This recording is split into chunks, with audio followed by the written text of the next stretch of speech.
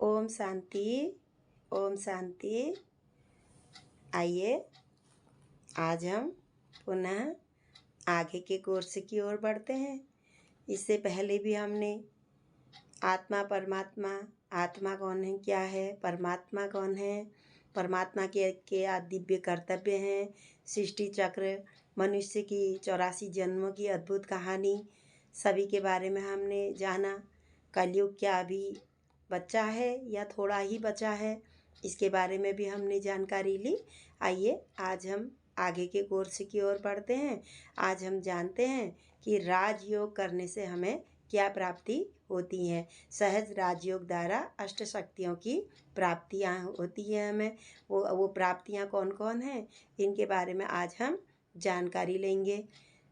मनुष्य, आज का मनुष्य कहीं पर भी वहीं पर टाइम अपना लगाना चाहता है जहाँ से उसे कुछ प्राप्ति होती है। यदि एक छोटे बच्चे से भी हम कोई कार्य करने के लिए बोलते हैं, वह भी पहले यही कहता है कि इससे मुझे क्या प्राप्त होगा, मुझे क्या मिलेगा। इसी प्रकार से राजयोग करने से, राजयोग माने अपने को आत्मा समझ करके राज करना। अपने को हम आत्मा हैं, हम ये राजा है, और ये सारी जो भी हैं हमारे आँख, नाक, कान, मुख, जितने भी हमारे आर्गन्स हैं, ये सब हमारे कर्मचारी हैं। इनको यदि हम अपने को आत्मा समझ करके परमपिता परमात्मा को याद करते हैं तो हमें क्या प्राप्तियां होती हैं, आज इसके बारे में हम जानकारी लेंगे। अष्ट शक्तियों के बारे में भी जानते हैं। अष्ट सिद्धि, अष्ट शक्तियाँ हमें इस समय प्राप्त होती हैं परमात्माओं से। वैसे तो सर्व प्राप्ति ही परमात्मा कहते हैं तुम्हें होती है, लेकिन मुख्य परमात्मा ने जो अष्ट शक्तियों के बारे में हमें बताया, उसके बारे में आइए हम जानते हैं।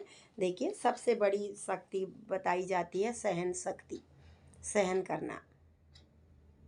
सहन करना, देखिए यहाँ पर कोई आम के पेड़ के रूप में भी दिखाया हुआ है। जैसे फल लगता है आम के पेड़ में, तो हम क्या करते हैं, वहाँ पर ये बच्चा है, देखिए यहाँ पर छोटा सा बच्चा है।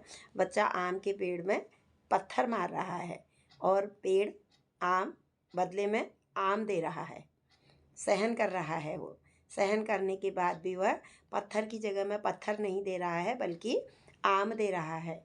तो तत्व भी, प्रकृति से भी तो हम सीख सकते हैं कि सहन करना क्या है। वह देखो, पत्थर मारने पर भी वह उसे आम दे रहा है। तो सबसे बड़ी राजयोग करने से, हम जो राजयोग करते हैं उससे हमें सबसे पहली शक्ति प्राप्त होती है, सहन शक्ति। दूसरी शक्ति है समाने की शक्ति। सहन तो कर लिया, लेकिन समाया कितना। आज हम कहते हैं, हम घर परिवार में भी डर से हम सहन तो कर लेते हैं, चुप हो जाते हैं, लेकिन उसको फिर हम समा नहीं पाते हैं। बाहर जाके या दुनिया वालों के सामने में जा कर के अपना रो करके सब कुछ कह देते हैं, समा नहीं पाते हैं। समाना भी एक बहुत बड़ी शक्ति है। सहन तो हमने कर लिया, लेकिन हम समा नहीं पाए, अंदर ही अंदर घुटते ही रहे, तो यह भी नहीं होता है। राजयोग करने से हमें समाने की शक्ति भी मिल जाती है। जिस तरीके से देखिए, समुद्र है, समुद्र में भी है कई सभी नदियाँ आकर के अपना किचड़ा लेकर के समुद्र में आती हैं, लेकिन समुद्र कभी ये नहीं, समुद्र सब कुछ समा लेता है। समुद्र में क्या है, गंभीरता है, गहराई है, तो समा लेता है समुद्र। इसी प्रकार से परमात्मा कहते हैं कि समाने की शक्ति, सहन तो कर लिया, लेकिन समाया कितना। राजयोग के अभ्यास से हमें सहन करने की और समाने की भी शक्ति मिल जाती है। तीसरी शक्ति मिलती है निर्णय करने की शक्ति। समय पर हम निर्णय नहीं ले पाते हैं। कोई भी कार्य है, परिस्थितियाँ किसी भी प्रकार की आई, तो हम तुरंत निर्णय ले लेते हैं। उसके बाद फिर हम पश्चाताप करते हैं कि हमने ये निर्णय गलत लिया, हम सोचते नहीं हैं।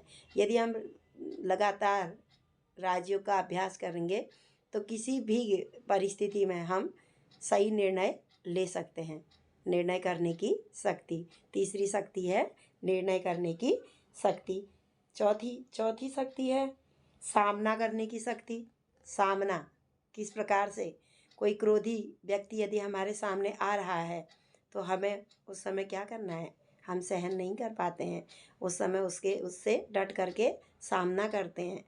इसलिए यदि हम राजयोग का रोज निरंतर अभ्यास करें तो हमारे अंदर ये शक्ति भी आ जाती है, सामना करने की शक्ति। सामना करना है परिस्थितियों से, न कि किसी व्यक्ति से, लेकिन हम इसको उल्टा कर लेते हैं। हम तो सामना कर लेते हैं व्यक्ति से, सामना करते हैं व्यक्ति से और सहन कर लेते हैं परिस्थितियों को।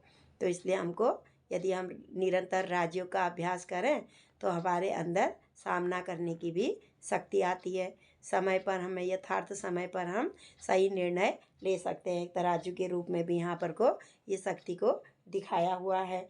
उसके बाद अगली शक्ति है सहयोग करने की शक्ति। सहयोग, आज के इंसान में सहयोग करने की बिल्कुल भी सहयोग करना नहीं चाहता है इंसान। किसी के मामले में भी किसी से कभी कोई सहयोग मांगे भी तो ये कहेंगे तो तुम्हारा मामला है, हम इसमें अभी सहयोग ही नहीं कर सकते, हमें टाइम नहीं है। तो हमें सहयोग भी करना चाहिए। तो यदि हम निरंतर राजयोग का अभ्यास करेंगे तो हम सहयोग भी कर सकेंगे अच्छी ढंग से, सहयोग की शक्ति भी हमारे अंदर आ जाएगी। इस समय देखिए गोवर्धन पर्वत दिखाया है और सभी ने इसमें एक सबने इसमें अपनी उंगली लगाई है। कहा जाता है कि गोवर्धन पर्वत को उठाते समय श्री कृष्ण के साथ सभी ने अपनी अपनी उंगलियां लगाई। तो ऐसे ही यहाँ पर को भी तो अभी परमात्मा भी तो कह रहे हैं कि मैं धरा पर अवतरित हो चुका हूँ, सभी सहयोग करो, सभी आत्माओं को बताओ कि मैं तुम्हारा परमपिता परमात्मा हूँ। मेरा इस समय गीता रुद्र ज्ञान यज्ञ चला हुआ है और सभी परमात्मा कहते हैं सभी आत्माओं से सहयोग करने की शक्ति भी मांग रहे। परमात्मा कहते हैं मेरे सहयोगी बनो। तो इसलिए यदि हम रोज़ अगर आध्यात्म ये राजयोग का अभ्यास करते हैं तो इससे हमें जो है सहयोग करने की भी शक्ति आ जाती है। सातवीं शक्ति है संकीर्ण, विस्तार को संकीर्ण करने की शक्ति। परमात्मा कहते हैं जब हम कहते हैं कभी कोई कर्म कर रहे हो, कार्य कर रहे हो तो उसमें विस्तार में आ जाओ, कार्य कर लो और उसके बाद जो है संकीर्ण होकर के चुप होकर के मेरे को याद करो, मेरे से शक्तियाँ लो, अष्ट शक्तियाँ लो। तो इसी तरीके से देखिए यहाँ पर कोई एक कछुए के रूप में भी दिखाया हुआ है। कछुआ जब कुछ अपना उसका कुछ कार्य करना होता है, जब वो खाना होता है, जब खाने के लिए वो कछुआ बाहर अपना मुंह निकालता है और उसके बाद खाने पीने के बाद जब उसका कार्य हो जाता है तो वह अपने को समेट लेता है और अंदर की ओर छिप जाता है। तो कछुए के रूप में भी यहाँ पर को दिखाया हुआ है। ये है समेटने की शक्ति, समेटना, विस्तार को संकीर्ण करने की शक्ति। समेट लो कहते हैं बाबा, सहन कर लो, संभालो, समेट लो, विस्तार में नहीं जाना है। किसी ने कोई बात बताई तो बाबा कहते हैं, भगवान कहते हैं कि उसको विस्तार न कर करके संक्षिप्त कर लो, संक्षिप्त कर लो, समेट लो उसको। तो इस तरीके यहाँ पर को भी देखिए बिस्तर के बारे में, जिस तरीके से जो बहुत बड़ा बिस्तर होता है तो हम उसको बिस्तर बंद में पैक कर करके उसको समेट लेते हैं। तो परमात्मा कहते हैं समेटने की शक्ति। ये अष्ट शक्तियाँ परमात्मा ने जो दिखाई हैं। देखिए यहाँ पर को राजयोग के अभ्यास में बैठे हुए हैं, ब्रह्मा कुमारी हैं, ब्रह्मा बाबा हैं, बैठे हुए हैं, परमात्मा को याद कर रहे हैं। हम सभी भी परमात्मा को याद कर रहे हैं और इन अष्ट शक्तियों को परमात्मा से प्राप्त कर रहे हैं। राजयोग का अभ्यास, इसलिए राजयोग का अभ्यास करना बहुत ज़रूरी है। राजयोग का अभ्यास माना ही राज करना, इन कर्मेंद्रियों पर राजा बन करके कर्मचारियों को सही विधि से चलाना, मन को बुद्धि को सही रीति से चलाना। राजयोग की शक्ति से ये अष्ट शक्तियाँ हमें प्राप्त हो जाती हैं। ओम शांति, ओम शांति, ओम शांति।